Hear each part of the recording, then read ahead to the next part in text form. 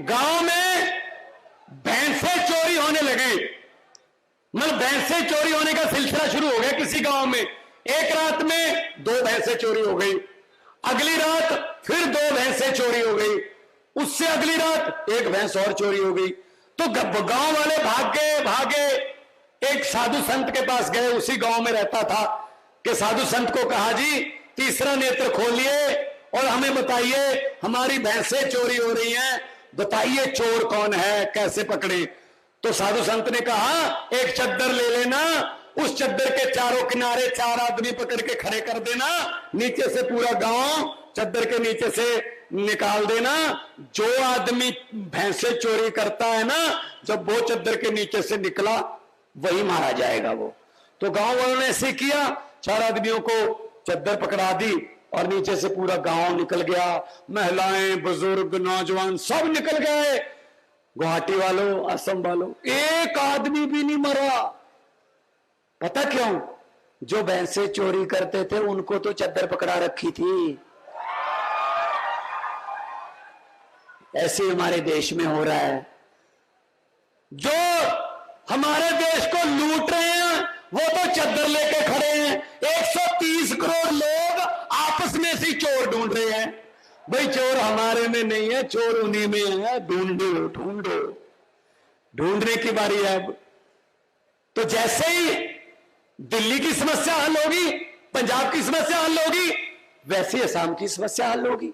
Corruption, किसानों की समस्याएं, आपके पहाड़ों की समस्याएं, नदियों की समस्याएं, सब समस्या, रोजगार की समस्या, सब समस्याएं सेम है। इसीलिए आम आदमी पार्टी, क्योंकि आम लोगों में से निकली। अरविंद केजरीवाल जी ने रामलीला ग्राउंड से ये पार्टी बनाई थी और रामलीला ग्राउंड में क्या करने गए थे?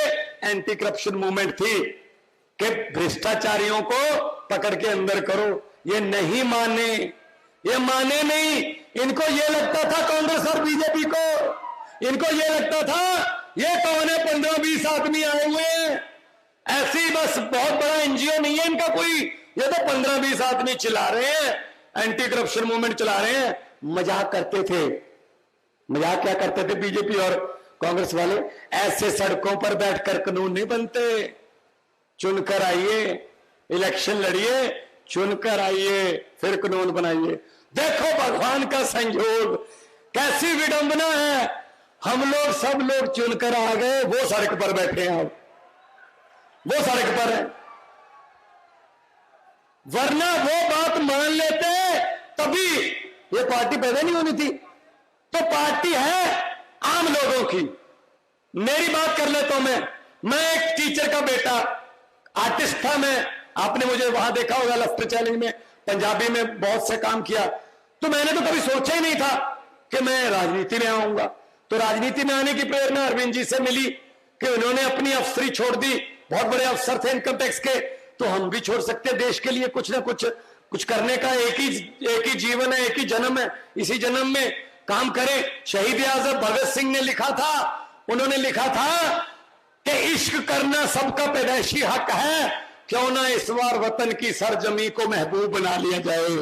तो भगत सिंह पंजाब के थे, उनसे प्रेरणा लेके हम भी इनके साथ चल दिए। काफिला बड़ा बनता गया। कुछ लोग आते गए, कुछ लोग छोड़ते भी गए, जिनको जो स्वार्थी थे उनकी स्वार्थ, जब कोई छोटी लाइन देखकर भी आ जाते हैं, इधर लाइन छोटी है, शायद जल्दी बारी आ जाएगी, वो अपना चले गए। जो रह गए वो ऑर्गेनिक, जैसे कि आप हो सब लोग, वो ऑर्गेनिक रह गए। आज पंजाब में सरकार है, दिल्ली में दूसरी बार सरकार है, 10 एमपी राज्यसभा के हैं, 5 एमएलए गुजरात में 13% वोट शेयर है और 2 एमएलए हमारे गोवा में हैं। इंडिया की, भारत की सबसे ज्यादा तेजी से फैलने वाली पार्टी है आम आदमी पार्टी। एक बात नोट कर लीजिए गुवाहाटी वालों, मैं जैसे ही आज उतरा एयरपोर्ट पर तो मुझे 3-4 लोग मिले। तीनों चारों ने एक बात ही कान में बोली, ये जरूर बोल देना थोड़ा हमारे सीने में ठंड पड़ जाएगी। मैंने कहा क्या? कहता दिल्ली और पंजाब में आप तो सरकारी स्कूल खोलते हो, या मुख्यमंत्री की पत्नी अपना स्कूल खोल रही है।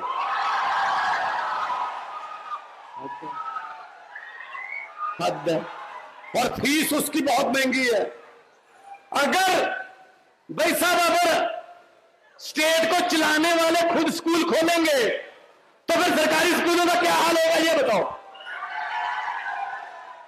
वो क्यों चाहेंगे कि सरकारी स्कूल अच्छे हो जाएं? वो तो फिर उनके स्कूलों को कंपटीशन देने लगेंगे। जिस देश का राजा व्यापारी उस देश की जनता भिखारी, इस नारे पे चल रही है ये गवर्नमेंट। उधर भी देख लो, ऊपर देख लो, व्यापारियों से दोस्ती है, व्यापारियों से दोस्ती है। उनके बारे में कुछ नहीं बोलने देते, उनके बारे में जो मर्जी छप जाए दुनिया भर के अखबारों में, जो मर्जी अंकड़े पेश कर दें, कहते नहीं जी ये तो देश को बदनाम करने के लिए अखबार छाप रहे हैं।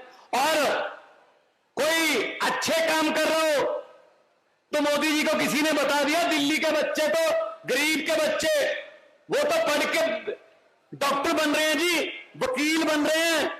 दिल्ली के सरकारी स्कूलों के रिक्शे वालों के, झुग्गी झोपड़ी वालों के बच्चे, जिनके किसी का माँ बाप ऐसे ओवरब्रिज के नीचे काम करते हैं, कोई प्रेस करता है, कोई साइकिल का पंक्चर लगाता है, उनके बच्चे तो नीट क्लियर कर रहे हैं जी। उनके बच्चे तो बड़े बड़े अहदों पर तैनात हो रहे, नौकरियां मिल रही हैं। और ये तो जी फिर बड़ा पंगा हो जाएगा। वो तो गरीबी, अपने अपने घरों की गरीबी वो हटा देंगे, और गरीबी हटा दी वो सोचकर वोट डालने लगेंगे, और सोचकर वोट डालने लगे लोग तो इनको कोई वोट नहीं डालेगा बीजेपी कांग्रेस को। तो उन्होंने कहा इसका क्या हल है, तो किसी ने बोल दिया जी मनीष सिसोदिया को उठा के जेल में फेंक दो। मनीष सिसोदिया जिसने स्कूल बनाए उसको जेल में फेंक दिया। फिर किसी ने कहा जी दिल्ली के सरकारी अस्पताल तो बहुत ही अच्छे हैं, पैरासीटामोल से लेकर 40-50 लाख रुपए के टेस्ट भी फ्री होते हैं जी। दिल्ली के लोग तो बहुत ही गुणगान कर रहे हैं आम आदमी पार्टी का, अरविंद केजरीवाल का। तो साहब ने पूछा क्या हल है, कहते जी सतिंदर जैन को उठा के जेल में फेंक दो। सतिंदर जैन को जेल में, जिसने अस्पताल बनाए, स्कूल बनाने वाले, अस्पताल बनाने वाले जेल में, और जो जेल में होने चाहिए थे वो इनके साथ रेल में। देखो कैसी बात है। एक आदमी था जो बचपन में रेल के डिब्बों में चाय बेचता था, और बड़ा होकर उसने रेल के डिब्बे ही बेच दिए। समझ गए, सारे समझ गए, सारे समझ गए कौन है। ये पब्लिक है, सब जानती है। तो भाई साहब पूरा देश बेच दिया, हमारे सामने देश बिक रहा है। अरे हम नारा भी ना लगाए, हम पोस्टर भी ना छपाए कि भाई देश बिक रहा है। 130 करोड़ जनता को हम चीख चीख के बोल रहे हैं भाई देश बिक रहा है। हमारे सामने देश को बेचा जा रहा है। एयरपोर्ट बेच दिए, भेल बेच दी, LIC बेच दी, स्टेशन बेच दिए रेलवे के, रेल बेच दी। खरीदा क्या? सिर्फ मीडिया,